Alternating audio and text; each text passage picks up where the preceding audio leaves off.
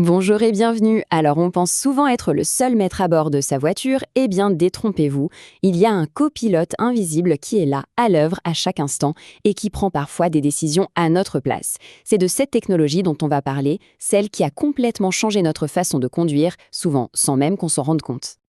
C'est une question qu'on peut se poser, non? Qu'est-ce que notre voiture fait concrètement sans qu'on lui demande quoi que ce soit? Et attention, on ne parle pas juste d'un ou deux petits gadgets, non, non. On parle de dizaines de systèmes qui tournent en permanence, qui s'activent. Et souvent, on n'en a même pas conscience. Allez, rentrons dans le vif du sujet. La toute première promesse, la plus grande, c'est bien sûr la sécurité.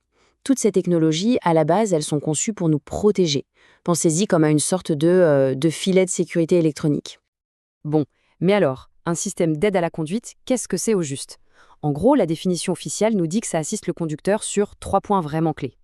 Premièrement, éviter les situations dangereuses. Deuxièmement, réduire les tâches qui pourraient nous fatiguer, qui diminuent notre vigilance. Et troisièmement, nous aider à mieux percevoir notre environnement, à mieux comprendre ce qui se passe autour de la voiture. Et voilà quelques exemples concrets de ce filet de sécurité. Ce sont un peu nos anges gardiens silencieux. Prenez l'ABR par exemple. C'est le système qui empêche les roues de se bloquer quand on pile, ce qui permet de garder le contrôle et de pouvoir encore diriger la voiture. Ou alors le ESP qui aide à corriger la trajectoire si la voiture commence à déraper. En fait, ces systèmes, c'est un peu comme des réflexes mécaniques. Ils n'interviennent vraiment que dans les moments critiques pour nous aider à nous en sortir. D'accord, donc ça, c'était pour les situations d'urgence. Mais il n'y a pas que ça. Il y a aussi toute une panoplie de systèmes qui sont là, eux, pour notre confort au quotidien. C'est là qu'on quitte un peu la sécurité pure pour entrer dans le domaine de l'assistance de tous les jours. Pensez-y une seconde. Les phares qui s'allument tout seuls quand on entre dans un tunnel. Ou les essuie-glaces qui démarrent et adaptent leur vitesse à l'intensité de la pluie. C'est devenu tellement banal, tellement courant, qu'on n'y fait même plus attention. Et pourtant, chacun de ces petits automatismes, c'est une petite charge mentale en moins, une part de notre attention qui est libérée pour qu'on puisse se concentrer sur ce qui compte vraiment, la route.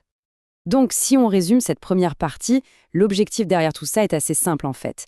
Il s'agit d'alléger la charge du conducteur.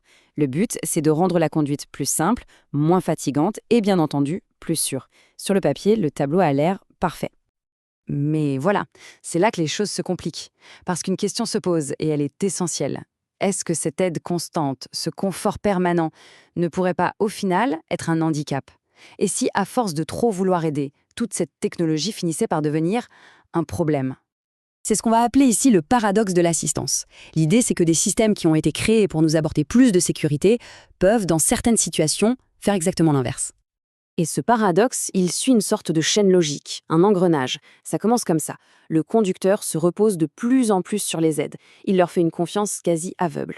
Du coup, deuxième étape, sa propre vigilance et sa capacité d'anticipation diminuent, logique. Et puis un jour, le système a un bug, une défaillance. Et là, c'est la surprise totale. Le conducteur n'est plus prêt à réagir à temps et la conclusion, elle est terrible. Le risque d'accident augmente, à cause d'un système qui était censé le faire baisser. Et c'est là qu'on voit tout le décalage entre l'intention de départ et la réalité sur le terrain. L'intention, c'est d'assister le conducteur, de libérer son attention. Mais le résultat, c'est qu'on perd nos points de repère, on manque d'anticipation. L'intention, c'était d'augmenter la sécurité. Le résultat, on se retrouve avec un faux sentiment de sécurité, une sorte d'invulnérabilité. C'est un peu comme si on donnait une calculatrice à quelqu'un. Au début, c'est super pratique, mais à la longue, cette personne ne sait plus faire une simple addition de tête. Et ce n'est pas tout. Il y a d'autres risques cachés, par exemple des interfaces, des écrans tactiles, qui sont parfois si mal conçus qu'ils nous distraient, ils nous obligent à quitter la route des yeux. Il y a aussi le fait de régler son GPS ou un autre paramètre en conduisant. Et puis, il y a peut-être le plus dangereux, le plus insidieux, ce sentiment de fausse sécurité qui nous pousse à prendre plus de risques, à repousser nos propres limites en se disant « bof, c'est pas grave, la voiture gère ». Bon, alors, que faut-il retenir de tout ça? On arrive à la fin de cette analyse et tout nous ramène finalement à un seul élément, le plus important dans un véhicule, celui ou celle qui est derrière le volant. Il y a une phrase dans les documents qu'on a consultés qui résume ça parfaitement. Elle dit que oui, ces systèmes apportent de l'efficacité, mais ils peuvent aussi être une source de risque, allant à l'encontre de la sécurité. Voilà, tout est dit. C'est exactement cette idée d'une aide qui peut, parfois, se transformer en piège. Finalement, le message clé, il est là. La technologie, c'est un outil formidable, une aide précieuse, c'est certain. Mais ça ne remplacera jamais l'attention, le jugement et l'anticipation d'un être humain. L'élément de sécurité le plus performant dans une voiture, ça reste et ça restera toujours un conducteur conscient et engagé. Et c'est sur cette question qu'on va se quitter. À une époque où nos voitures sont de plus en plus intelligentes, de plus en plus autonomes, est-ce que le rôle du conducteur devient plus facile ou est-ce qu'il devient au contraire encore plus important, encore plus crucial pour superviser des systèmes de plus en plus complexes? La question reste ouverte.